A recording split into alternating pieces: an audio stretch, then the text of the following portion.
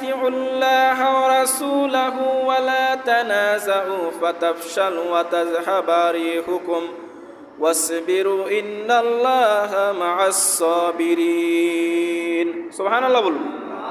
আল্লাহ বলেছেন তোমরা আল্লাহ রাসূলের অনুগত্য করো আর তোমরা পরস্পর বিচ্ছিন্ন হইও না। তোমরা যদি বিচ্ছিন্ন হও তোমাদের শক্তি কমে যাবে, তোমরা দুর্বল হয়ে যাওয়া। তোমরা ধৈর্য ধারণ করো, ইন্নাল্লাহা মা'আস সাবিরিন, তোমাদেরকে সফলতা দান করবে কে? আর ধৈর্যশীলদের সাথে আছেন কে? দেখেন, আমরা যদি পরস্পর বিচ্ছিন্ন হই তার মানে অন্য অন্য লোকগুলো আমাদের প্রতি কি করবে? প্রভাব দেখাবে। দ্বিতীয় নম্বর এসেছে সাহস কমে যাবে। কি কমে যাবে? সাহস কমে যাবে, আমরা সাহস হারা হয়ে যাব। তৃতীয় নম্বর হচ্ছে সমাজের মধ্যে উন্নয়ন কমে যাবে। কি কমে যাবে? রাষ্ট্রের মধ্যে সমাজের মধ্যে উন্নয়ন কমে যাবে। এক নম্বর আমরা যদি ডিসইউনিটি হই অন্যরা সুযোগ পাবে। দ্বিতীয় নম্বর আমাদের সাহস কমে যাবে, আমরা কাপুরুষ হয়ে যাব। তিন নম্বরে আমাদের সমাজের রাষ্ট্রের কি কমে যাবে? উন্নয়ন কমে যাবে।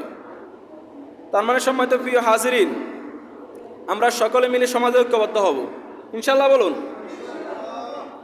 ধরুন একটা লাঠি, আপনাকে যদি একটা লাঠি যদি দেয়া হয় আপনি চাইলে কি করবেন? ভাঙতে পারবেন না। কিন্তু আপনাকে যদি 10টা লাঠি যদি দেয়া হয় আপনি কি ভাঙতে পারবেন নাকি?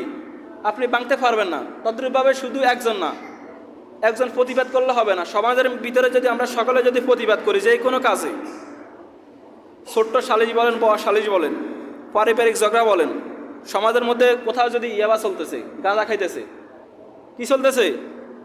গাঁজা খাইতেছে। এখন তো বলে গাঁজা নাকি এভেলেবেল খায়।